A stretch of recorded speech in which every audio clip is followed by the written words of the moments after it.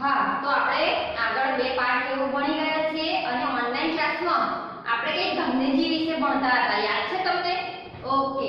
મેં શું પૂછ્યું હતું કે આપણા રાષ્ટ્રપિતા કોણ છે? બરાબર છે? હા. એમણે કઈ કઈ પુસ્તકો લખી છે એ બધી માહિતી આપણે મેળવી હતી. આપણે ચર્ચા કરી હતી કે સત્યના પ્રયોગો છે. ત્યારબાદ આપણે એમના જીવન વિશેની વાત કરી હતી. તો એમાં સત્યના પ્રયોગોમાંથી એમના જીવનના જે પ્રસંગો છે તેમાંનો એક પ્રસંગ એમણે લીધો છે એ આ પાઠમાં આપવામાં આવ્યો છે, જેના લેખક ગાંધીજી પોતે છે. મેં એવું પણ કહ્યું હતું. તો એ આ પ્રસંગ છે હાઈસ્કૂલમાં. તો હાઈસ્કૂલમાં એમના જીવનનો પોતાના જીવનનો સત્ય ઘટના પર આધારિત પ્રસંગ છે, જેમાં તે નાના હતા, હાઈસ્કૂલમાં જ્યારે ભણતા હતા ત્યારે જ તેમના લગ્ન થઈ જાય છે. બરાબર છે? એની આપણે વાત કરી હતી. અને લગ્ન થઈ જાય છે. ત્રણ ભાઈ, જ્યેષ્ઠ ભાઈ, ત્રણ ભાઈઓ સાથે એ ભણવા જતા હતા અને એમાંથી બે ભાઈના મેરેજ થઈ ગયા હોય છે. માટે એક ભાઈ તો મેરેજ થઈ જવાના કારણે ભણવાનું જ છોડી દે છે અને આગળ ભણી શકાતું નથી, કેમ કે એમને ઘરની યાદ આવતી હોય છે. મેં તમને ઓનલાઈન ક્લાસમાં કહ્યું મેરેજ થઈ ગયું એટલે પતી ગઈ વાત. હે ને? એવું કહ્યું હતું કે ઘરમાં એમને ઘરે જ યાદ આવે, ભણવામાં ધ્યાન આપે ને એટલે એમને ભણવાનું છોડી દીધું. ગાંધીજી થોડું એક વર્ષ આખું બગડ્યું ભણવાનું, પણ પછી આપણે પાછળથી ચાલુ કરી દીધું. આમ આગળ એક ભણતા ગયા. બરાબર છે? તો એક ભણવાની વાતો કઈ, કેવી રીતે ભણતા હતા, શું ભણતા હતા, કયા શિક્ષક હતા. બરાબર છે? હા. તો હવે એમનાથી એ વખતના જીવનમાં બે ભૂલો થઈ હતી, જેમાંની એક ભૂલ હતી કે એમને કસરત કરવી ગમે નહીં. કસરતનો પીરિયડ હતો, શનિવારનો ટાઈમ હતો. સરે કહ્યું 4 વાગે આવવાનું છે, પણ એ વખતના સમયમાં એમને પપ્પાની સેવા કરવી ખૂબ ગમે. સેવા કરવી એટલે મેં તમને એ વખત સમજાવ્યું કે સેવા કરવી એટલે માત્ર પગ દબાવવા, માથું દબાવવું એવું નહીં, પપ્પાના બધા જ કામમાં મદદ કરવી એવું પણ સમજાવ્યું. તો પપ્પાને મદદ કરવી એમને ખૂબ જ ગમતી હતી. એટલા માટે થઈને પપ્પાને મદદ આખો દિવસ કરી અને વાદળ આવ્યું, ચોમાસાની સીઝન હશે કદાચ, ને વાદળ આવ્યું તો એમાં એ છેતરાઈ ગયા. અને શું થાય છે કે વાદળ આવી જાય છે એટલે ટાઈમની ખબર રહેતી નથી. હવે 4 વાગે જવાનું તો એના જગ્યાએ લેટ પહોંચે છે ત્યાં આગળ. અને શું થાય છે કે ક્લાસ તો પૂરો થઈ ગયો હોય છે, બધા છોકરાઓ ત્યાંથી જતા રહ્યા હોય છે. બીજે દિવસે પેલા સર જે છે એ હાજરી પૂરે છે, જ્યારે ગાંધીજી જે હતા એ એબ્સન્ટ એટલે કે ગેરહાજર દર્શાવે છે. તો હવે તેમને એક આનો કે બે આનાનો દંડ ભોગવવો પડે છે. ગાંધીજી ભૂલ કરે એનું એમને દુઃખ નતું, પણ જે ભૂલ થઈ છે એ સાબિત ના કરી શકે એનો એમને સૌથી વધારે દુઃખ હતું. માટે હવે એમને સાબિત કરવું કઈ રીતે? હવે ટાઈમ હોય તો આપણે બતાવીએ, એવું આગળને થોડા પાછળ લાવી શકવાના હતા. એટલે એ વખતે સાબિત કઈ રીતે કરવું, પણ જે ગમે તેમ કરી એમણે સાબિત તો કર્યું અને દંડ પણ પાછો લેવડાવ્યો હતો. બરાબર છે? તો આવી કંઈક આપણે કસરતની ચર્ચા કરી હતી. ત્યારબાદ એમણે કસરતનું શું કર્યું? પપ્પા જોડે પત્ર લખાઈ દીધા કે હવેથી પપ્પાને મદદ કરતા હોવાથી કસરતનો પીરિયડ ભૂલશે નહીં, એમ કરી અને એ કસરતના પીરિયડમાંથી એમણે છુટકારો મેળવી લીધો. હા, એ કસરત કરવામાં નતા માનતા, પણ એવું નથી કે વ્યાયામ જરૂરી નથી. એ વ્યાયામ જરૂરી છે એમાં માનતા જ હતા. અને એટલા માટે એ કસરતની જગ્યાએ એમણે શું કર્યું? ફરવા જવાનું નક્કી કર્યું. ફરવા જવાનું એટલે કે આપણે પાવાગઢ જઈએ, અંબાજી જઈએ એવું ફરવા જવાનું નહીં. એનો મતલબ એ છે કે ચાલવા જવું, દોડવા જવું, વોકિંગ કરવું, જોગિંગ કરવું. તો આ બધું જે છે એવું ફરવા જવાનું એમણે નક્કી કર્યું. એમાં એમને કસરત થઈ જ જાય છે, વ્યાયામ એમાં મળી જાય છે એવું એમણે નક્કી કર્યું. અને એટલા માટે હવે એ વ્યાયામની જગ્યાએ શું કરશે? ફરવા જશે. તો આવી કંઈક આપણે વાત કરી. ત્યારબાદ એમના જીવનની બીજી ભૂલ કઈ હતી? હા, યાદ છે? ખરાબ અક્ષર. હા, અને ત્યાંથી આપણે ખરાબ અક્ષર સુધીની વાત કરી હતી અને ત્યાંથી આપણો પાઠ અધૂરો રહ્યો હતો. તો ચલો આજે આપણે ત્યાંથી ચોપડીમાં આગળ પાઠ ભણીશું, જેમાં ખરાબ અક્ષર અધૂરી કેળવણીની નિશાન છે એવું મેં કહ્યું. તો ચલો આપણે આગળ ચોપડીમાં હવે આગળનો પાઠ સમજીશું. જુઓ, વ્યાયામને બદલે ફરવાનું રાખ્યું એવું મેં તમને આગળ કહ્યું. ફરી ભણતરમાં અક્ષર સારા લખવાની જરૂર નથી એવો ખોટો ખ્યાલ એમના મનમાં હતો. બરાબર છે? એ જાણતા નહોતા. છેક વિલાયત જતા લગી એ રહ્યો. છેક એ બહાર ભણવા ગયા, વિલાયત એટલે કે બહાર, દેશ વિદેશમાં, ત્યાં સુધી એમને એવું જ હતું કે ખરાબ અક્ષર લખવાની, ખરાબ અક્ષર કે સારા અક્ષર કાઢવાની કશી જ જરૂર હોતી નથી. અને પછી જ્યારે દક્ષિણ આફ્રિકા જ્યાં વકીલોના અને દક્ષિણ આફ્રિકામાં જન્મેલા તે ભણેલા નવયુવકોના મોતીના દાણા જેવા અક્ષરો જોયા.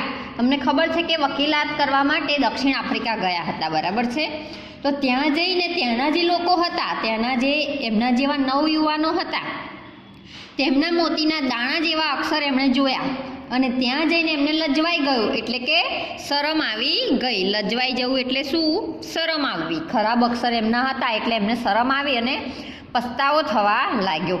મેં જોયું કે નઠારા અક્ષર એ અધૂરી કેળવણી, નઠારા એટલે કે ખરાબ અક્ષર એ અધૂરી કેળવણીની નિશાની ગણાવી જોઈએ.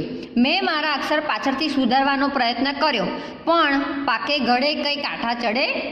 એટલે કે હવે પહેલેથી સુધાર્યા હોય, તમારી અત્યારે ઉંમર છે, જો તમે અત્યારે પણ અક્ષર સુધારવા માંગો તો સુધારી શકો છો, પણ તમે કોલેજ જતા રહો ને પછી એવું કોઈક અક્ષર સુધારવા છે તો એનો મેર પડે નહીં.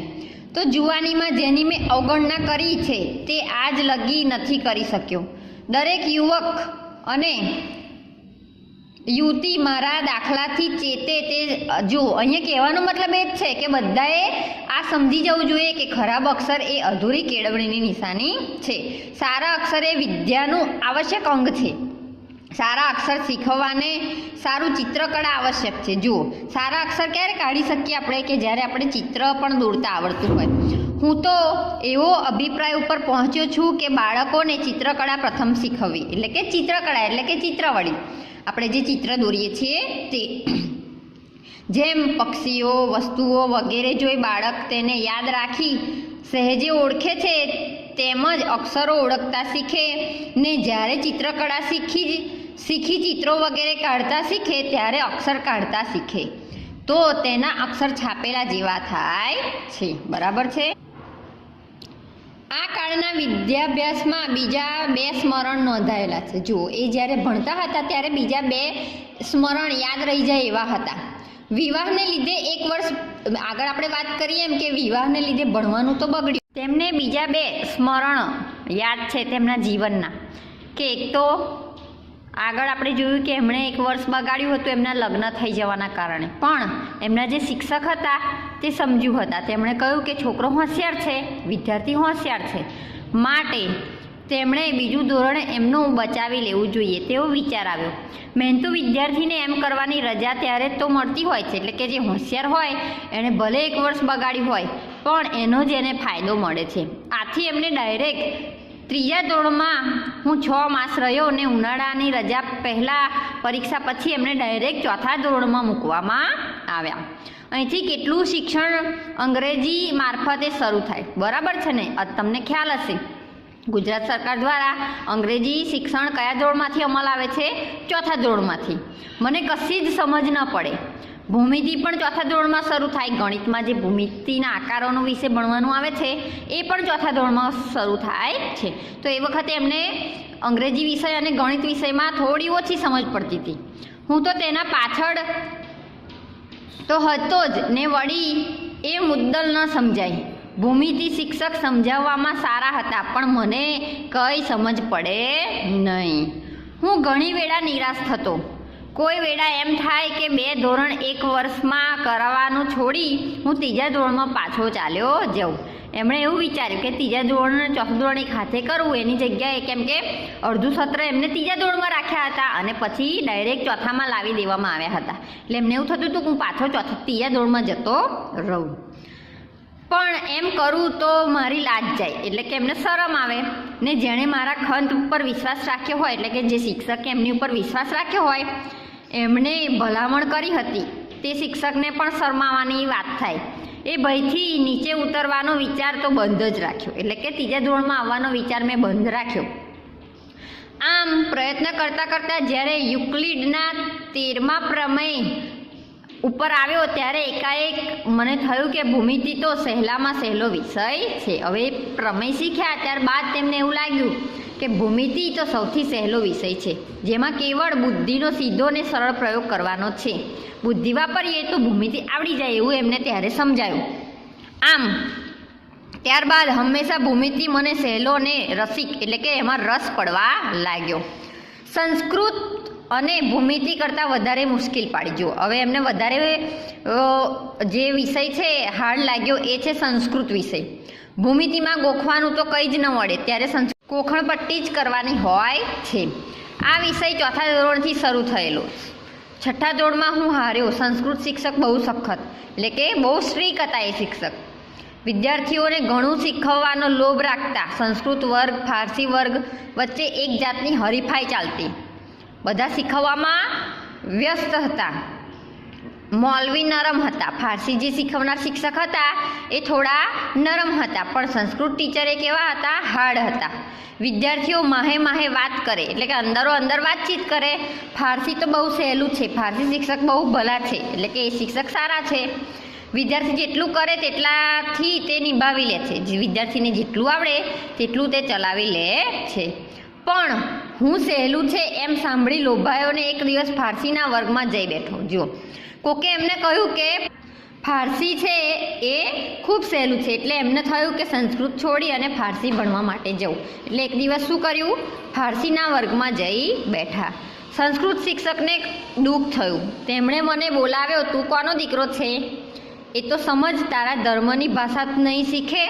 જુઓ, ગાંધીજી કેવા કઈ જ્ઞાતિના હતા? હિન્દુ જ્ઞાતિના. હવે ફારસી તો આવે બીજા જ્ઞાતિની. તો શિક્ષકે એને બોલાવ્યો અને કહ્યું કે તું કઈ જ્ઞાતિનો છે? તું કોનો દીકરો છે? તો સમજ, તારે કઈ ભાષા શીખવી જોઈએ. હું તો બધા વિદ્યાર્થીઓને સરસ સંસ્કૃત શીખવવાનું ઈચ્છું છું. આગળ જતાં તો તેમાં રસ ઘૂંટાડવા પીવડાવવા પડે. તારે એમ હારવું ન જોઈએ, એટલે સંસ્કૃતથી તારે હારી જવું જોઈએ નહીં. હું શરમાયો. શિક્ષકના પ્રેમની અવગણના ન કરી શક્યો. આજે મારો આત્મા કૃષ્ણશંકર માસ્તરનો ઉપકાર માને છે. જુઓ, એ શિક્ષકે એમને સમજાવ્યા માટે તે આજે પણ તેમના ઉપકારી છે. કેમ કે સંસ્કૃત જેટલું હું તે વેળા શીખ્યો તેટલું પણ ન શીખ્યો હોત તો આજે મારાથી સંસ્કૃત શાસ્ત્રોમાં રસ ન લઈ શકાત. મને તો પશ્ચાતાપ થાય છે કે હું સંસ્કૃત વધારે ન શીખ્યો, કેમ કે એમને ગમતું ન હતું. કેમ કે પાછળથી હું સમજ્યો કે કોઈ પણ હિન્દુ બાળકે સંસ્કૃતના સરસ અભ્યાસ વિના ન જ રહેવું જોઈએ. આમ એમને સંસ્કૃત વિષય પણ નહોતો ગમતો, પણ છેલ્લે તો થોડું ઘણું તો તે શીખ્યા જ હતા. હવે તો હું એમ માનું છું કે ભારત વર્ષના ઉચ્ચ શિક્ષણ ક્રમમાં સ્વભાષા ઉપરાંત, જુઓ આપણી રાષ્ટ્રીય ભાષા કઈ છે? હિન્દી. એ સિવાય સંસ્કૃત, ફારસી, અરબી અને અંગ્રેજીને સ્થાન હોવું જોઈએ. હિન્દી એકલી જ છે, એની જગ્યાએ આ બધી જ ભાષાને આપણી રાષ્ટ્રભાષા તરીકે આપણે સ્થાન હોવું જોઈએ. આટલી ભાષાની સંખ્યા કોઈ એ ડરી જણાવવાનું, એટલે કે આટલી બધી ભાષા ભણવાની થશે એવું બીવાની કોઈએ જરૂર નથી. પદ્ધતિસર શીખવવામાં આવે અને બધા વિષયોની અંગ્રેજી જ મારફતે શીખવવાનો વિચારનો બોજો આપણી ઉપર ન હોય તો ઉપલી ભાષાઓ શીખવવામાં બોજો નથી. એટલું જ નહીં, પણ તેમાં અતિશય રસ રહેલો છે. વળી જે એક ભાષાને શાસ્ત્રીય પદ્ધતિ શીખવે છે તેને પછી બીજાનું જ્ઞાન સુલભ થઈ પડે છે. ખરું જોતાં તો હિન્દી, ગુજરાતી, સંસ્કૃત એક જ ભાષામાં ગણી શકાય છે. ફારસી ને અરબી એક જ ગણાય. જુઓ, હિન્દી, ગુજરાતી અને સંસ્કૃત એક ગણાય અને ફારસી ને અરબી છે એ પણ એક ગણાય.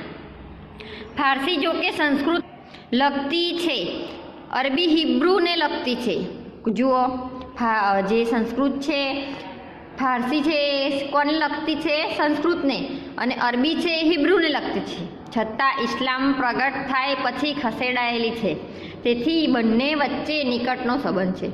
ઉર્દૂને મેં અલગ ભાષા ગણી, કેમ કે વ્યાકરણનો સમાવેશ હિન્દીમાં થાય છે. તેના શબ્દો તો ફારસી અને અરબી જ છે. હિન્દીના જે શબ્દો છે તેના શબ્દો હિન્દી આપણે જે શીખીએ છીએ તે ફારસીના અને અરબીના જ શબ્દો છે.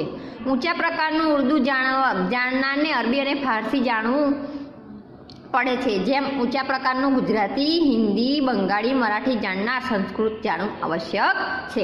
આમ જો એક ભાષાને બીજી ભાષા સાથે સરખાવવામાં આવી છે. જો આપણે ગુજરાતી, હિન્દી અને બંગાળી, મરાઠી શીખવું હોય તો સંસ્કૃત ભાષા જરૂરી છે.